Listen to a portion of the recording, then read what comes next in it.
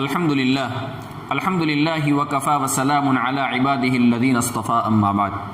محترم سامعین، آج میں آپ کی خدمت میں پارہ نمبر 23 کا خلاصہ پیش کر رہا ہوں۔ 22ویں پارے کے آخر میں اللہ تبارک و تعالیٰ نے سورہ یاسین کا آغاز کیا اور 23ویں پارے میں اس کو ختم کیا۔ اعوذ باللہ من الشیطان الرجیم، بسم اللہ الرحمن الرحیم، یاسین والقرآن الحکیم انک لمن المرسلین۔ اللہ تبارک و تعالیٰ نے قرآن کریم کی قسم کھا کر اللہ کے نبی صلی اللہ علیہ وسلم کی رسالت کی گواہی دی ہے۔ اس کے بعد اللہ تبارک و تعالیٰ نے 3 رسولوں کا ذکر کیا ہے کہ کسی قوم کو سمجھانے کے لیے اللہ تبارک و تعالیٰ نے پہلے 2 رسولوں کو بھیجا، انہوں نے 2 رسولوں کی تکذیب کر لی، ان کو جھٹلا دیا۔ اس کے بعد بطور تائید اللہ تبارک و تعالیٰ نے تیسرے رسول کو بھیجا، لیکن اس قوم نے ان تینوں کو جھٹلا دیا۔ وَاضْرِبْ لَهُم مَثَلًا أَصْحَابَ الْقَرْيَةِ إِذْ جَاءَهَا الْمُرْسَلُونَ۔ اس کے بعد اللہ تبارک و تعالیٰ فرماتے ہیں وَجَاءَ مِنْ أَقْصَى الْمَدِينَةِ رَجُلٌ يَسْعَىٰ قَالَ يَا قَوْمِ اتَّبِعُوا الْمُرْسَلِينَ۔ رجل کا نام روایت میں یہ بتلایا جاتا ہے کہ حبیب ابن اسماعیل نجار ہے اور یہ بڑائی کا کام کرتے تھے۔ انہوں نے رسولوں کی دعوت پر ایمان قبول کر لیا۔ جب انہوں نے شہر والوں کا یہ حال سنا کہ وہ رسولوں کے ساتھ ایسا سلوک کر رہے ہیں تو وہ دوڑتے ہوئے شہر میں آئے اور قوم کو ہمدردی کے طور پر بڑے احسن انداز میں سمجھایا کہ تم رسولوں کی بات کو مان لو، لیکن قوم نے ان کو شہید کر لیا۔ اس کے بعد اللہ تبارک و تعالیٰ نے ان کی شہادت کے بعد کا منظر ذکر کیا ہے قیل ادخلوا الجنہ قال یا لیت قومی یعلمون۔ شہادت کے بعد اللہ تبارک و تعالیٰ کی طرف سے حبیب نجار کو جنت میں داخلے کی خوشخبری دی گئی۔ اللہ تبارک و تعالیٰ کی طرف سے ان کو جنت میں داخلے کی خوشخبری دی گئی۔ جنت میں داخلہ جو اصل تو ہوگا وہ حساب و کتاب، حشر و نشر کے بعد ہوگا۔ البتہ اللہ تبارک و تعالیٰ کی طرف سے کچھ نیک لوگوں کو عالم برزخ میں جنت کی بعض نعمتیں عطا کر دی جاتی ہے، اسی کو دخول جنت سے تعبیر فرما دیتے ہیں۔ حبیب نجار نے جنت کی نعمتیں دیکھ کر افسوس کیا اور افسوس کا اظہار کیا کہ کاش میری قوم کو معلوم ہو جائے کہ مجھے کن نعمتوں سے نوازا گیا ہے۔ اگر وہ لوگ بھی اگر ایمان قبول کر لیتے، ان رسولوں کی دعوت کو قبول کر لیتے، تو جس طریقے سے اللہ نے مجھے نعمتیں دی ہیں اللہ تبارک و تعالیٰ ان کو بھی وہ نعمتیں عطا کر دیتا۔ اس کے بعد اللہ تبارک و تعالیٰ نے مشرک قوم کا انجام بیان کیا ہے وما انزلنا علی قومہ من بعدہ من وجود من السماء وما كنا منزلین۔ جب قوم کے سرکشی میں مزید اضافہ ہوا تو اللہ تبارک و تعالیٰ نے ان کی ہلاکت کا فیصلہ فرما دیا اور فرمایا کہ ہمیں کسی قوم کو ہلاک کرنے کے لیے آسمان سے فرشتوں کو نازل کرنے کی ضرورت نہیں ہے، بس ایک چنگاڑی ہی کافی ہوتی ہے۔ چنانچہ ایک فرشتے نے اللہ تبارک و تعالیٰ فرماتے ہیں ان کانت الا صیحۃ واحدۃ فاذا هم خامدون۔ ایک فرشتے نے چیخ ماری اور پوری بستی کے کلیجے کو اللہ تبارک و تعالیٰ نے پھاڑ دیا اور اس کی وجہ سے وہ لوگ تباہ ہو گئے، مر گئے۔ اس کے بعد اللہ تبارک و تعالیٰ قیامت کے دن ہاتھ پاؤں گواہی دیں گے، اس کا ذکر کیا ہے الیوم نختم علی افواہہم وتکلمنا ایدیہم وتشہد ارجلہم بما کانوا یکسبون۔ اس کے بعد اللہ تبارک و تعالیٰ نے مشرکین کی ایک بات کی تردید کی ہے کہ مشرکین یوں کہا کرتے تھے کہ اللہ کے رسول صلی اللہ علیہ وسلم نے قرآن کریم گڑھ لیا ہے اور اللہ کے نبی صلی اللہ علیہ وسلم محمد تو شاعر ہیں۔ اللہ تبارک و تعالیٰ فرماتے ہیں وما علمناہ الشعر وما ينبغی لہ ان هو الا ذکر وقرآن مبین۔ ہم نے ہمارے نبی کو نہ شعر سکھایا ہے، نہ شعر کا علم دیا ہے، اور نہ ہمارے نبی صلی اللہ علیہ وسلم کی یعنی میرے نبی کے یہ شان کے لائق ہے، یہ تو نصیحت کی بات ہے اور نہایت واضح قرآن ہے۔ پھر اللہ تبارک و تعالیٰ نے مشرکین کے ایک حماقت کو بیان کیا ہے۔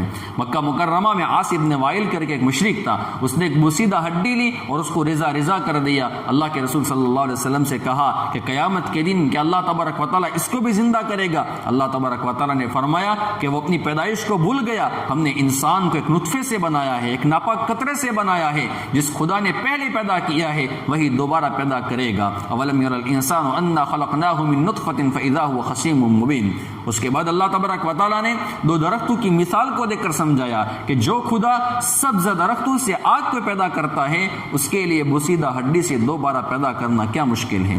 اس کے بعد اللہ تبارک و تعالیٰ نے سورۃ الصافات کا ذکر کیا ہے اور مشرکین کے ایک غلط عقیدے کی تردید کی ہے کہ وہ لوگ یوں کہا کرتے تھے کہ فرشتہ اللہ تبارک و تعالیٰ کی معاذ اللہ بیٹیاں ہیں۔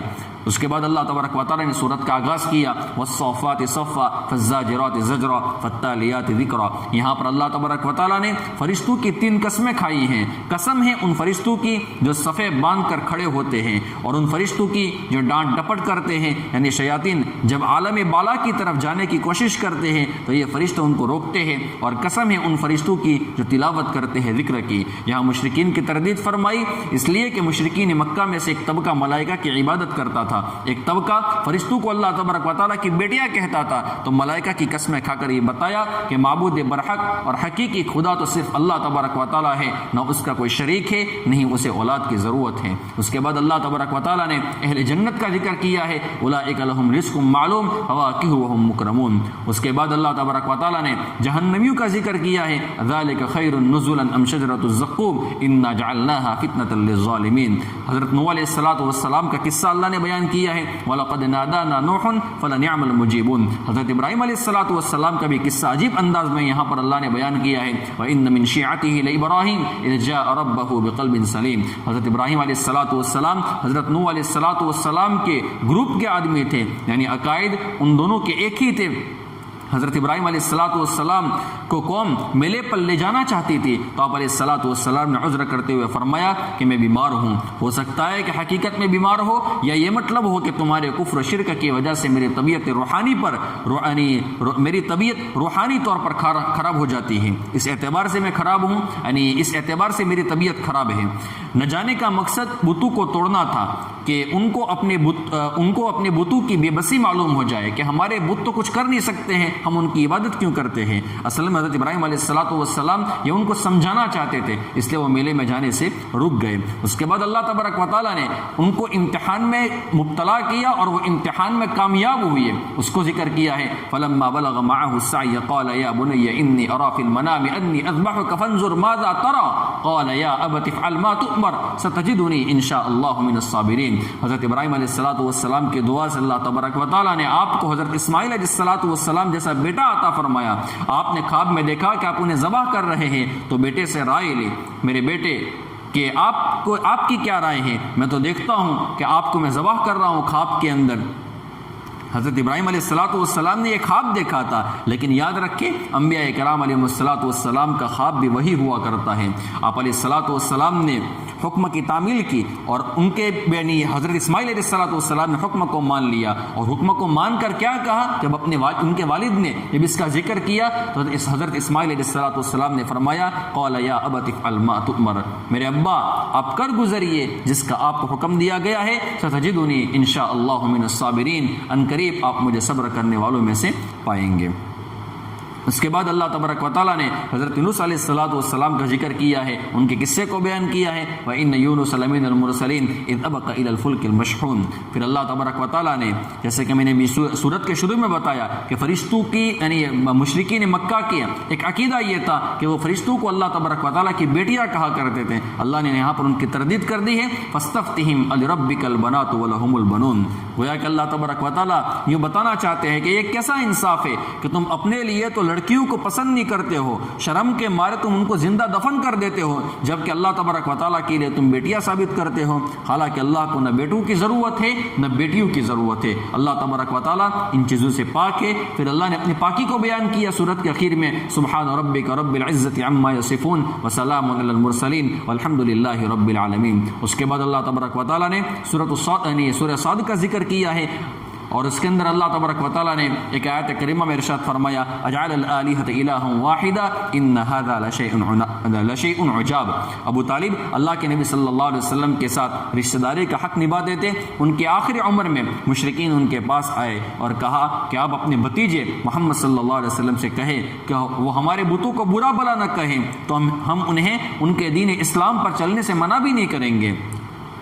جب ابو طالب نے اللہ کے نبی صلی اللہ علیہ وسلم سے یہ بات کی تو آپ علیہ السلام نے فرمایا کہ میں انہیں ایک ایسے کلمے کی دعوت نہ دوں کہ جس سے پورا عرب و عجم ان کے سامنے جھک جائے۔ انہوں نے پوچھا کہ وہ کلمہ کیا ہے؟ آپ علیہ السلام نے کلمہ توحید پیش کیا تو انہوں نے کہا کہ تعجب ہے کہ ہم سارے خداؤں کو چھوڑ کر ایک خدا کی عبادت کریں، یہ ہم سے نہیں ہو سکتا ہے۔ اس پر وہ سارے لوگ چلے گئے اور اس موقع پر سورہ صاد کی شروع کی آیتیں نازل ہوئی۔ اس کے بعد اللہ تبارک و تعالیٰ نے حضرت داؤد علیہ السلام کی آزمائش کا ذکر کیا ہے، وَهَلْ أَتَاكَ نَبَأُ الْخَصْمِ إِذْ تَسَوَّرُوا الْمِحْرَابَ۔ حضرت سلیمان علیہ السلام کا ذکر کیا ہے، وَوَهَبْنَا لِدَاوُودَ سُلَيْمَانَ نِعْمَ الْعَبْدُ إِنَّهُ أَوَّابٌ إِذْ عُرِضَ عَلَيْهِ بِالْعَشِيِّ الصَّافِنَاتُ الْجِيَادُ۔ حضرت سلیمان علیہ السلام نے جنگ و جہاد کے لیے عمدہ قسم کے گھوڑے رکھے ہوئے تھے۔ ایک دن آپ نے ان گھوڑوں کا معائنہ کیا اور اتنے مشغول ہو گئے کہ آپ کی نماز عصر قضا ہو گئی۔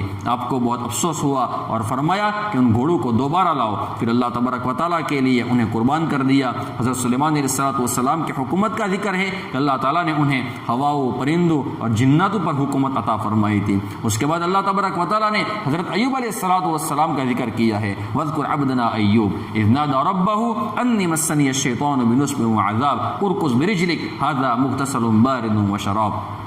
حضرت ایوب علیہ السلام کو ایک بیماری لاحق ہوئی تھی. یہاں ان کی شفا کا بیان ہے. حضرت ایوب علیہ السلام نے اللہ تبارک و تعالیٰ کے حکم سے زمین پر پاؤں مارا تو چشمہ جاری ہو گیا. اللہ تبارک و تعالیٰ نے فرمایا کہ اس سے نہائیے اور اس پانی کو پی لیجئے. ان کو صحت مل گئی. بیماری کی حالت میں ایک مرتبہ شیطان حضرت کی اہلیہ سے ملا کہ میں طبیب ہوں، میں ڈاکٹر ہوں، آپ کے شوہر کا علاج کر دوں. گھر والی نے ہاں کر لی اور حامی بن لی. شیطان نے کہا کہ لیکن میری ایک شرط ہے کہ جب وہ ٹھیک ہو جائے تو آپ نے یہ کہنا ہے کہ اس ڈاکٹر نے اسے شفا دی ہے. حضرت ایوب علیہ السلام کو یہ واقعہ سنایا تو آپ کو غصہ آ گیا کہ وہ تو شیطان تھا. آپ علیہ السلام نے قسم کھائی کہ میں ٹھیک ہو گیا تو میں تمہیں 100 چھڑیاں ماروں گا. اس طریقے سے قسم کھا لی. جب صحت یاب ہو گئی، جب ان کو صحت مل گئی تو پریشان تھے کہ قسم پوری کرتا ہوں تو وفادار بیوی کو تکلیف ہوگی اور نہیں کرتا ہوں تو اپنے قسم کے اندر حانث ہو جاتا ہوں، میں کیا کروں. اللہ تبارک و تعالیٰ نے ان کو ایک حل بتا دیا اور فرمایا کہ 100 چھوٹی چھوٹی چھڑیاں آپ لے لو اور اس کو ایک گٹھر کے اندر باندھ لو اور اس کے بعد اکٹھی ساری کے ساری اپنی بیوی کو مار دو. آپ کی بیوی کو تکلیف بھی نہیں ہوگی، لگے گی بھی نہیں اور آپ کی قسم بھی پوری ہو جائے گی. سورت کے آخر میں اللہ تبارک و تعالیٰ نے حضرت آدم علیہ السلام کا واقعہ بیان کیا ہے. اس کے بعد اللہ تبارک و تعالیٰ نے سورت الزمر کو شروع کیا ہے اور اللہ تبارک و تعالیٰ نے اس کے اندر ایک آیت کریمہ میں ارشاد فرمایا افمن شرح اللہ صدرہ للاسلام فہو علی نور من ربہ. اللہ تبارک و تعالیٰ جب کسی شخص کا سینہ اسلام کے لیے کھول دیتے ہیں تو وہ شخص اللہ تبارک و تعالیٰ کی طرف سے خاص نور اور روشنی کے اوپر ہوتا ہے. جب یہ آیت نازل ہوئی تو صحابہ کرام نے پوچھا یا رسول اللہ شرح صدر کا معنی کیا ہے؟ اللہ کے رسول صلی اللہ علیہ وسلم نے فرمایا کہ اللہ تبارک و تعالیٰ اس بندے کے قلب کو وسع فرما لیتے ہیں. یعنی احکام شریعت کو سمجھنا پھر ان کے اوپر عمل کرنا اس بندے کے لیے آسان ہو جاتا ہے. صحابہ کرام نے اس کی نشانی پوچھی تو فرمایا کہ جنت کی طرف انسان کا رجوع ہو جاتا ہے اور دنیا کے دھوکے سے بچ جاتا ہے اور موت کے آنے سے پہلے موت کی تیاری کرنا شروع کر لیتا ہے. اللہ تبارک و تعالیٰ ہمیں اسلام کے اوپر شرح صدر عطا فرمائے، دنیا سے بے رغبتی عطا فرمائے اور آخرت کی لامحدود اور لازوال نعمت عطا فرمائے. آمین یا رب العالمین. وآخر دعوانا ان الحمد للہ رب العالمین.